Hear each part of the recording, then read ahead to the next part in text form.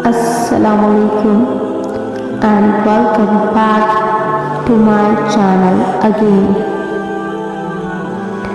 आज का जो हमारा वाक़या है उसका उन्वान है बनी इसराइल के 99 अफराद के कत्ल की तौबा का वाक़या। बुखारी मुस्लिम में बनी इसराइल के एक कत्ल का वाक़या नकल किया गया है।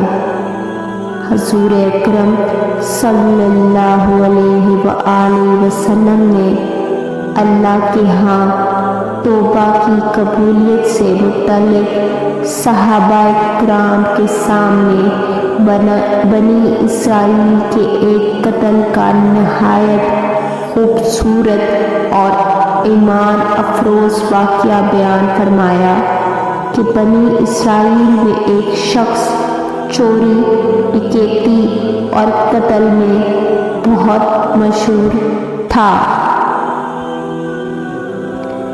और नहायत मामूली सी बात पर कत्ल कर देता था। होते होते इसके हाथ से 99 अफराद का कत्ल हो चुका।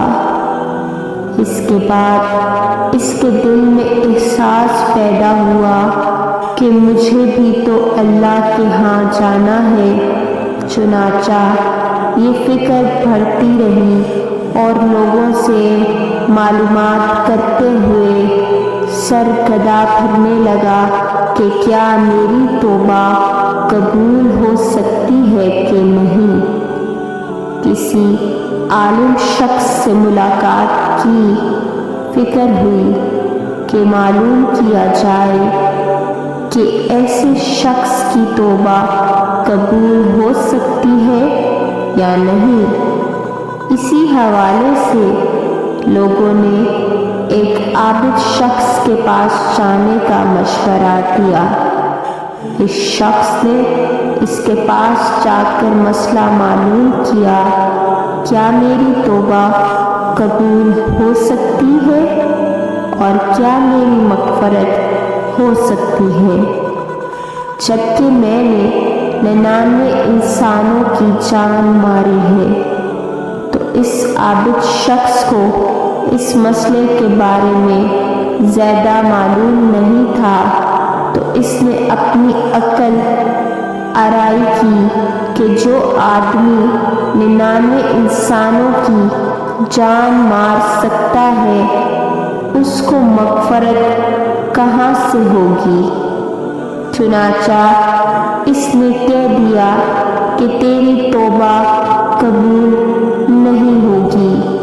तो इस शख्स ने गुस्से और जलाल में आकर इसको भी कत्ल करके 100 का हिस्सा मुकम्मल कर दिया कि जब मेरी तौबा कबूल नहीं होनी तो तुझे भी ख़त्म करके 100 पूरे कर देता हूँ।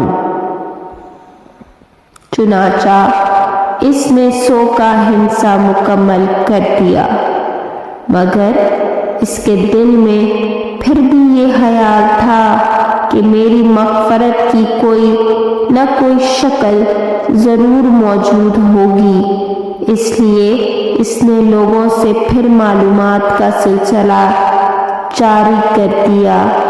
रूए ज़मीन में सबसे बड़ा आलिम कौन है, वही मेरे मसले का हल बता सकता है।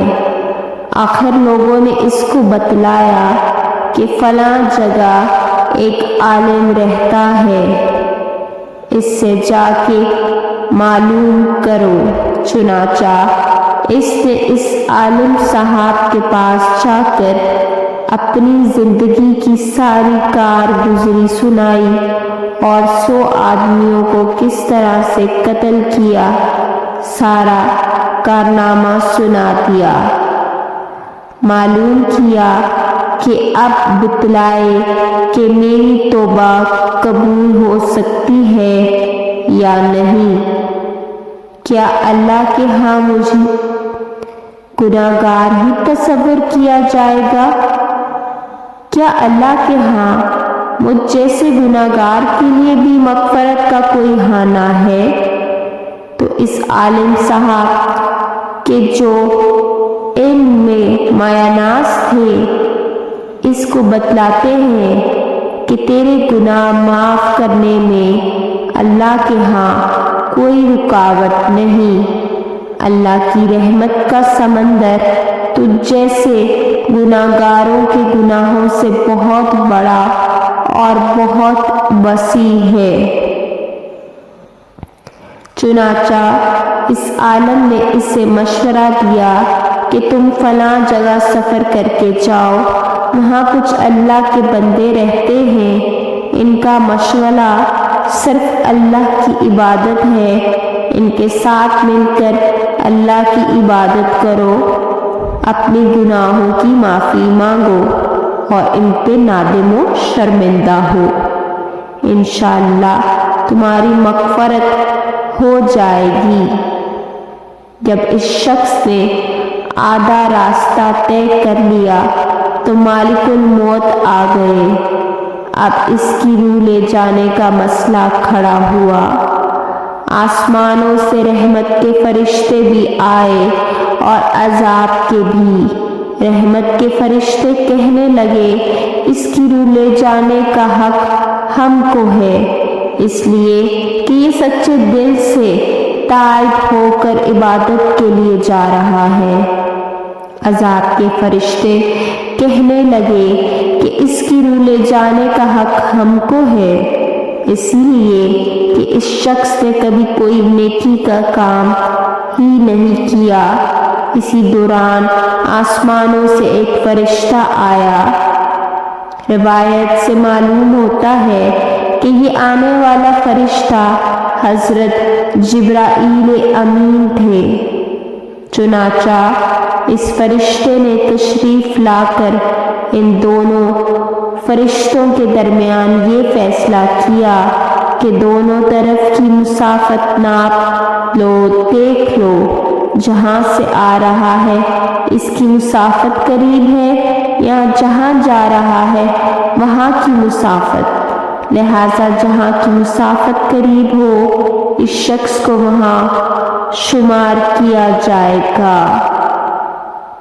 چنانچہ دونوں طرف کی زمین ناپ کر دیکھی تو جہاں جا رہا تھا وہاں کی مسافت جہاں سے آ رہا تھا اس کے مقابلے میں صرف ایک بلشت قریب ہے۔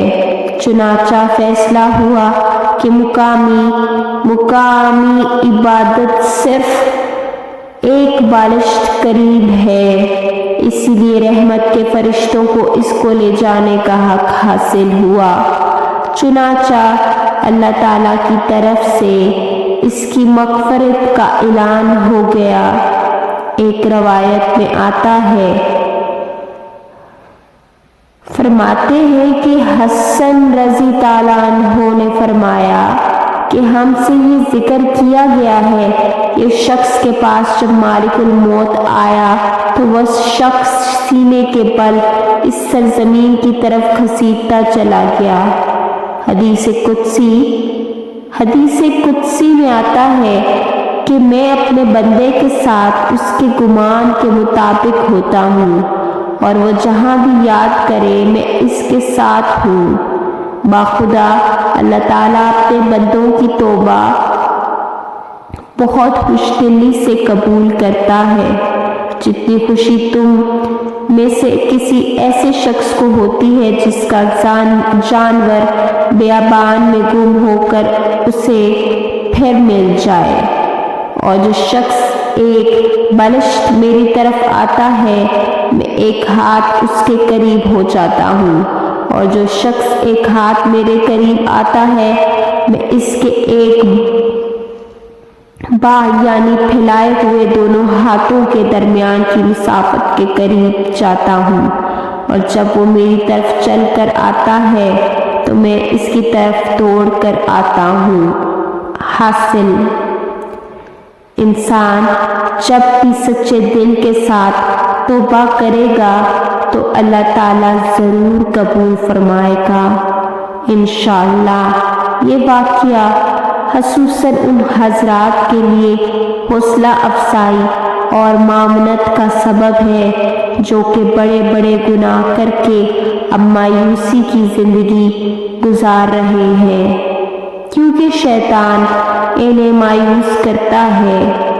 بہرحال گناہگاروں کو شیطانوں کی باتوں میں آ کر مایوس نہیں ہونا چاہیے، بلکہ اللہ کی رحمت سے اچھی امید رکھ کر سچی توبہ کے ذریعے اپنے آپ کو پاک و صاف کر لینا چاہیے۔